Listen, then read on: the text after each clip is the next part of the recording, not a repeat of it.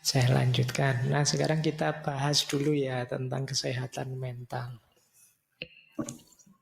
Saya tidak tahu kalian ada di mana. Ini kurvanya jungkel ke bawah. Yo yang paling sehat ya tentu saja level no distress, kita normal. Tapi jarang ada orang yang total normal sehat, ndak ono stres belas. Agak sulit. Setiap orang punya masalahnya sendiri. Yo paling tidak kalian adalah di level kedua, yaitu mental distress. Ada tekanan, ada masalah, tapi masih bisa kita atasi. Nah, jadi ini yang kedua. Semoga kita paling tidak ada di sini lah ya. Jangan ada di yang ketiga. Kalau di yang ketiga ini agak sedang sebutannya. Kalau tadi ringan, ada gangguan mental yang signifikan. Nanti ada banyak cirinya. Kalau ini, yo kalian harus hati-hati. Semoga bisa diatasi. Karena kalau tidak bisa diatasi, jatuhnya di yang paling bawah. Gangguan mental, mental illness. Nanti kita sebut ciri-cirinya ya, tapi ini untuk parameter saja. Kalau sudah sakit mental itu ya yang memutuskan tetap dokter ya, psikiater. Yang ahli di bidangnya. Makanya kalian ndak usah ngarani temenmu, wah edan kamu sekarang itu, ndak lah. Yo ke dokter lah dulu, ndak apa-apa. Ya mungkin gangguan tadi masih terganggu karena ada masalah. Mungkin stres kecil-kecilan, tidak masalah. Toh nanti lama-lama bisa diatasi sendiri. Mungkin ketika gangguan itu menyerang kamu ya stres beneran. Tapi ya lama-lama bisa ngatasi. Jadi itu paling di level 3. Jadi ya pas diputus kemarin ya ndak bisa tidur ya tapi ya sekarang sudah bisa Pak. Nggak lama kok Pak, paling seminggu selesai. Nah, itu berarti kamu di yang ketiga. Tapi kok terus-terusan, kamu stres terus yuk. Kamu bisa masuk ke yang keempat. Kalau ini sudah perlu bantuan psikolog, psikiater. Oke, ya minta diantar temennya ke... Ya, enggak apa-apa. Jadi ini kalian perhatikan dulu ya kesehatan mentalmu. Nah, cirinya mental sehat ini secara umum. Kalau tadi kan ranahnya, kalau ini ciri konkretnya. Yang pertama, emosinya seimbang. Emosi seimbang itu bukan tidak bisa marah, stabil, terus tidak begitu. Ya kadang marah tapi bisa ngatasi, kadang kecewa tapi bisa ngatasi. Kadang dikit-dikit ada putus asanya, tapi ya bangkit lagi, ini namanya seimbang. Orang hebat itu bukan yang tidak bisa marah sama sekali, tapi yo kadang-kadang marah, tapi terus dia bisa mengatasinya sendiri. Nah ini namanya seimbang. Silahkan kalian cek dirimu ya, bisa ngatasi tidak kalau sedang kena gangguan emosi. Mungkin marah, mungkin kecewa, mungkin jengkel. Nah kamu bisa ngatasi sendiri, kalau bisa ngatasi sendiri kamu imbang. Terus yang kedua, tahan terhadap stres.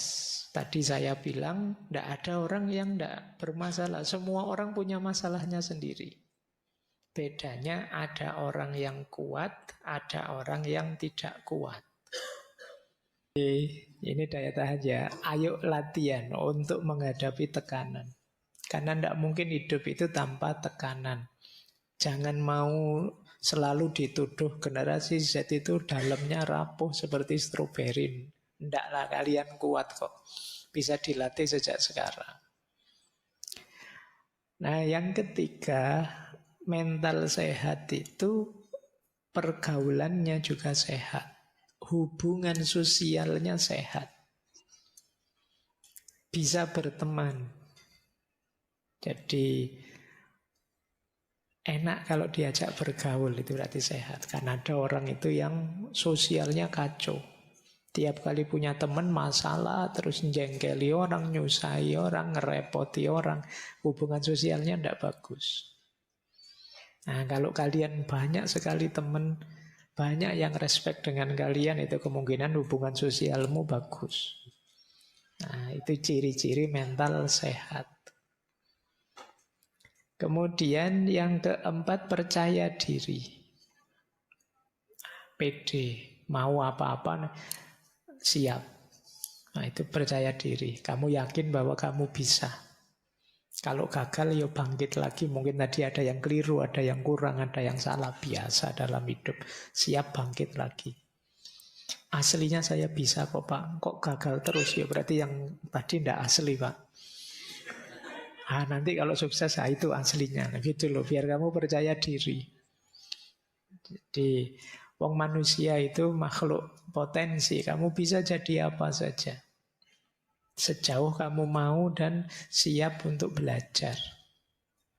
Maka percaya dirilah.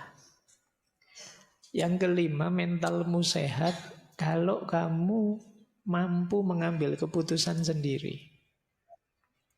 Banyak yang kalau mau ngambil keputusan bingung. Tanya temen ini, tanya temen itu. Akhirnya bingung sendiri. Terus dipikir lagi, kok belum mantap ya tanya lagi. Sudah apa yang istikharah bolak-balik sudah buka Al-Quran. Kan ada itu, saya dulu pernah dikasih petunjuk begitu, dibuka Al-Quran baris ke-7, tentang apa, itu jawabannya kan gitu. Wes bolak-balik begitu kok beda-beda terus ayatnya Pak, bingung saya Pak, terus tanya teman masih bingung. Itu sebenarnya urusannya kemampuanmu memantapkan hati. Biasanya ya karena kamunya sendiri tidak stabil. Temanmu ngasih saran, ini loh bagus. Jangan-jangan nanti begitu, tidak jadi. Kalau ini lumayan sih, tapi ada efeknya itu. Terus ini, jadi kamu bingung sendiri. Kamu pengen keputusan yang tidak ada efeknya, ya tidak ada.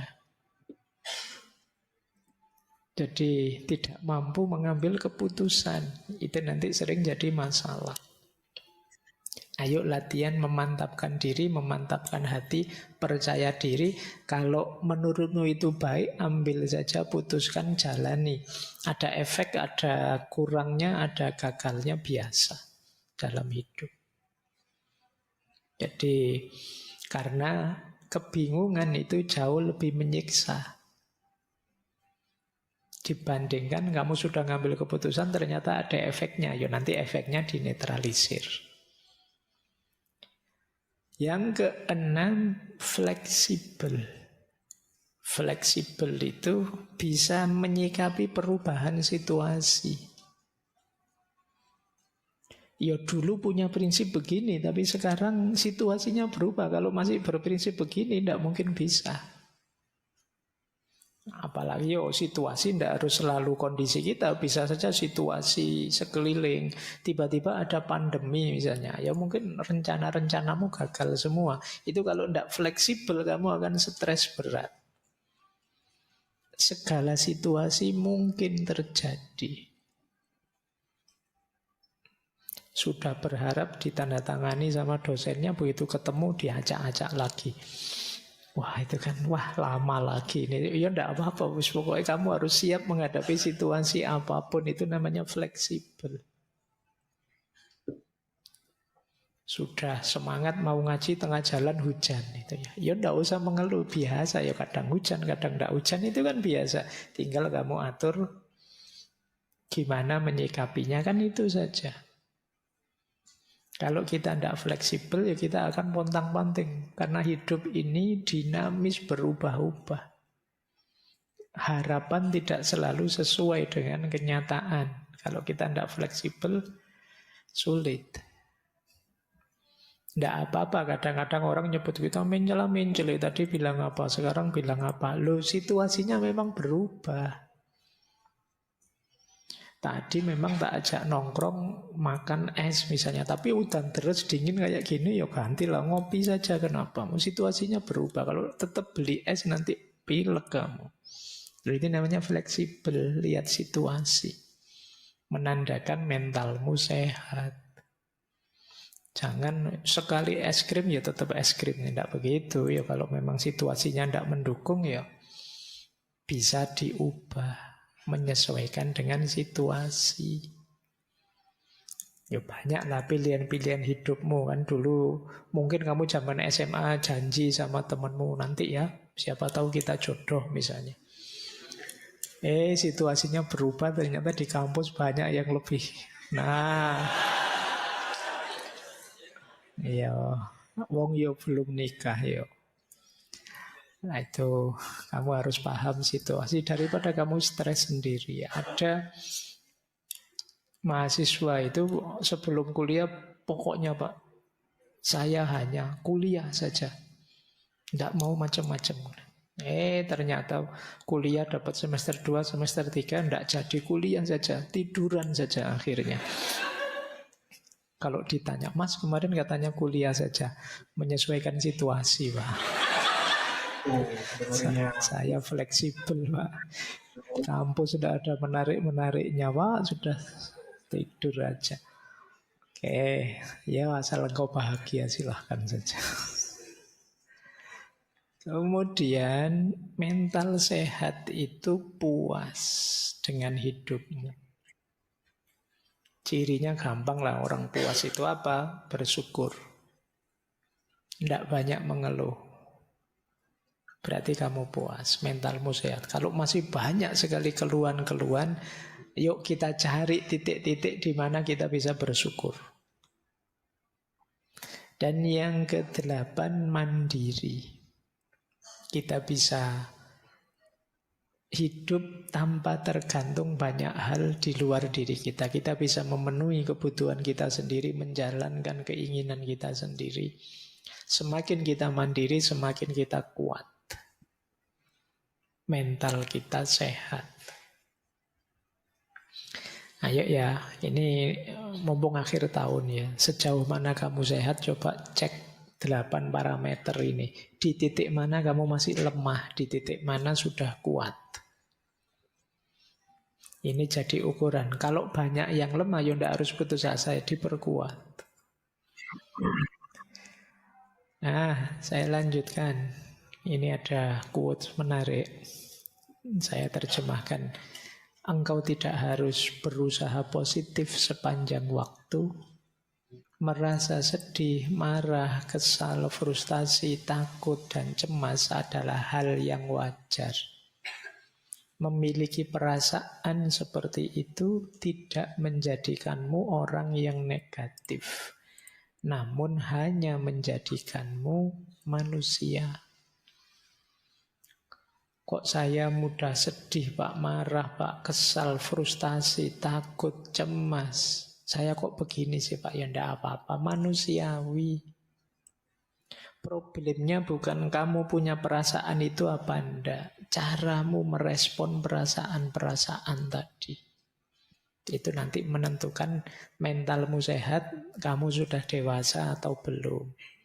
Manusia wajar saja, kadang bisa sedih, kadang marah, kadang kesal, kadang frustasi. Tidak apa-apa. Jadi kalau kalian ngalami, kalian sadari saja. Oh, saya sedang marah ini. Itu mungkin bisa menurunkan level marahmu banyak. Oh, ternyata ini saya cemas. Banyak kita yang panik, tidak sadar, bingung, akhirnya seolah-olah kalau sedang kesal, sedang takut, sedang cemas itu sesuatu yang tercela. Padahal manusiawi saja. Tergantung nanti kita menyikapinya. Ini yang lebih penting. Kalau kita tidak menerima perasaan ini, kalau kita menyangkal, denial, itu kemungkinan salah respon. Wong marah tapi ndak kok, saya ndak marah. Kata siapa marah tapi karo melulu-melulu. Ya sudah jelas marah, tapi tidak diakoni. Kalau marah itu sulit disembuhkan. Sudah jelas takut. Saya tidak takut. Saya tidak takut. Ya kamu bilang gitu menunjukkan kamu takut sebenarnya. Diakui takut, terus direspon secara positif. Jadi itu dulu saya pernah di pesantren itu. di satu kamar mandi yang kan dirumorkan sebagai angker. Nah, satu ketika teman saya malam-malam masuk ke situ, tiba-tiba ada angin pintunya gebrak sendiri, bro. Wah, dia terus berdiri sambil teriak-teriak, aku ora wedi, aku. Ya. Lah iya. Oh, dia bilang tidak takut, justru itu menunjukkan dia ketakutan. Gitu. Kita sering begitu. Untuk nutupi sebenarnya kita takut.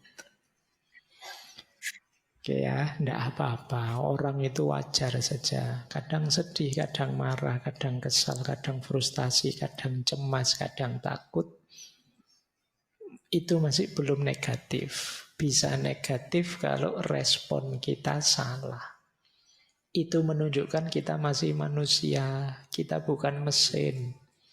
Kalau mesin enak, diprogram sabar. Di sini sabar terus nggak bisa anu. Nanti diprogram tawakal, tawakal terus gampang kalau mesin. Kalau manusia kan nggak sesimpel itu. Makanya yuk latihan pelan-pelan untuk menyikapinya secara positif. Nah, ini menarik untuk bahan muhasabah ya. Kadang-kadang kita mempertanyakan diri kita, apakah